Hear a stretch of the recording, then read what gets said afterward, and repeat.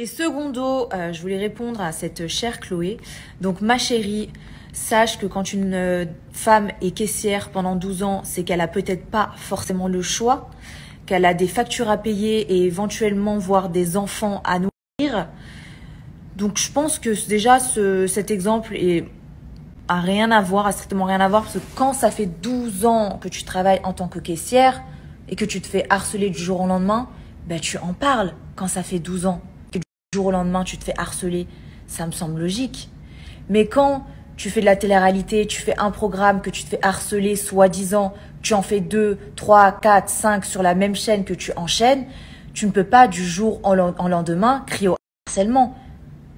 Faire de la télé-réalité, c'est un choix. Faire la télé-réalité, c'est un choix. Qu'est-ce que tu as à répondre à Safia?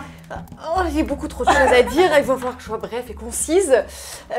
Moi, j'ai beaucoup de mal avec les personnes qui ont déjà très peu d'expérience dans ce milieu-là, de se permettre de juger sans avoir vécu ce dont elles parlent. Parce que là, en l'occurrence, elle fait référence aux anges. Il ne semble pas qu'elle ait fait les anges. Non. Hein, moi, je ne l'ai pas vu. Donc, voilà, c'est un petit peu délicat. Et je pense qu'elle interprète mal les choses. Alors, soit elle est bête, soit elle se sent pousser des ailes qu'elle n'a pas et elle s'exprime de manière totalement à côté de la plaque. Et moi, elle m'insupporte. Je trouve qu'elle est rabaissante envers le milieu de la femme en général dans la télé-réalité. En fait, tu peux pas dire à quelqu'un qui a mangé le pain et voilà, qui crache dans la soupe, ça ne se fait pas. Oui, parce que là, elle faisait référence à la polémique avec Angèle, Rawel, Rania, mais Nathalie. dans n'importe quel milieu où tu exerces, que ce soit celui de la télé-réalité où on est considéré comme des privilégiés à un boulot de caissière, si quelque chose ne va pas, tu as le droit de le dire, tu as le droit d'en parler, c'est un droit. Et surtout en France où il y a la liberté d'expression quand même, rappelons-le. Donc, je trouve ça normal que ces filles, si elles se sentent piégées, si elles se sentent pas en accord avec ce qui s'est passé, elles en parlent, c'est tout. Mais à ton avis, alors pourquoi Parce qu'il y a eu une joute vraiment verbale, il y a eu un ping-pong. Moi, je balance sur Chloé, Chloé balance sur Safia, etc. Mais à ton avis, pourquoi elle a voulu s'exprimer de quelque chose qu'elle n'a pas vécu? Je pense qu'elle a besoin qu'on l'écoute, qu'on la regarde, parce que elle ne passe pas à la télé, il ne se passe rien autour d'elle et qu'elle se nourrit un petit peu des scandales qu'il y a autour d'elle pour dire « Ah, moi, je vais parler sur ça, comme ça, on va m'écouter, comme ça, je vais augmenter mon nombre de vues, j'en sais rien. » Pour moi, elle cherche de la lumière à travers ça, sauf que quand tu n'es pas directement concerné, si tu n'as pas les tenants, les aboutissants, tu te tais. Surtout pour dire de la merde. Parce que là, pour moi, ça me brûle. Hein. Vraiment, ça me brûle les yeux.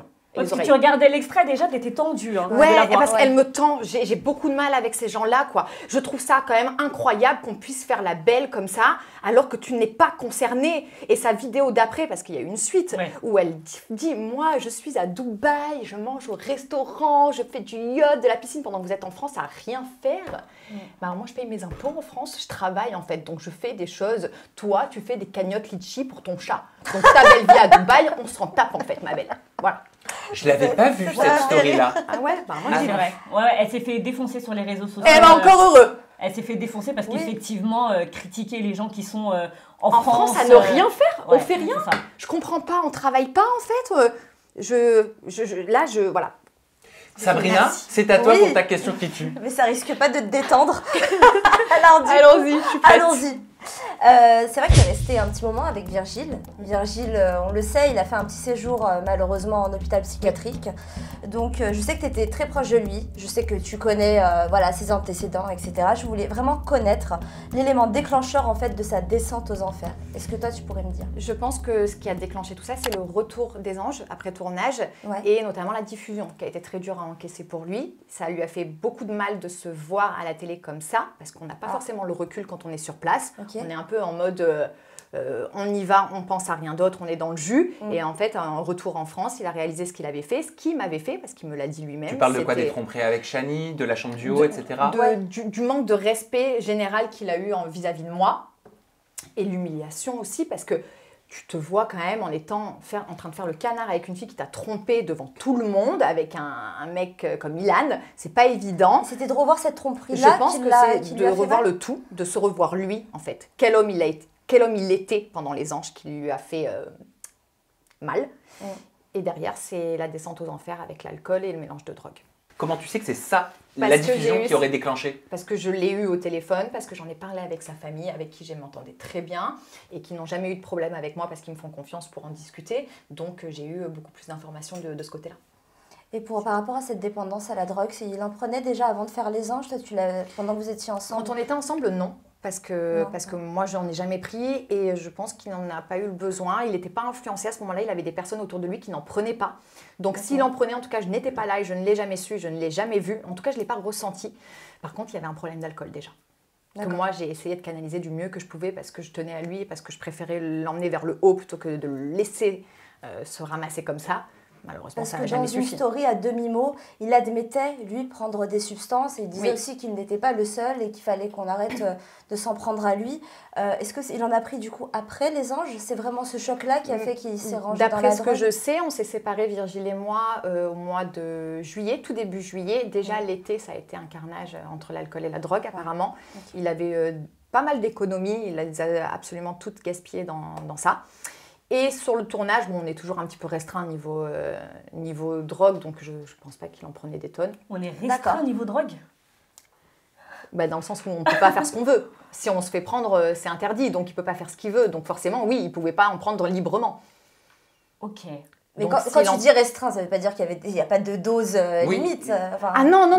Ce que je veux dire, c'est que c'est interdit. Donc du coup, il ne pouvait pas en prendre librement. Donc, quand je dis restreint, c'est parce que s'il pouvait en prendre, c'était en jour off, quand il n'y avait pas la production.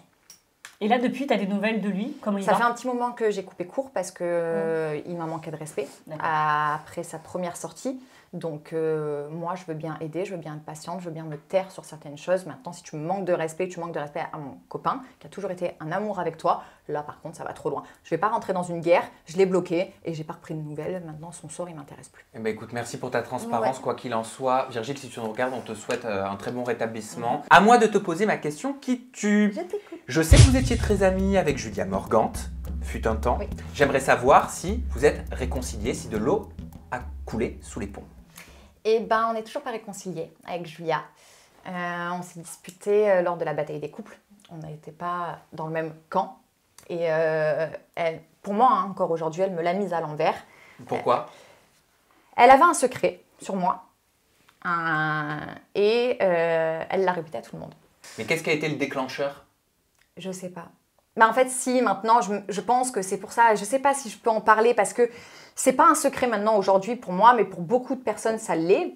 Très peu de gens sont au courant. En tout cas, nos communautés ne sont pas au courant de ça parce qu'on a voulu se préserver. Mais maintenant, je pense que c'était de la jalousie. Voilà.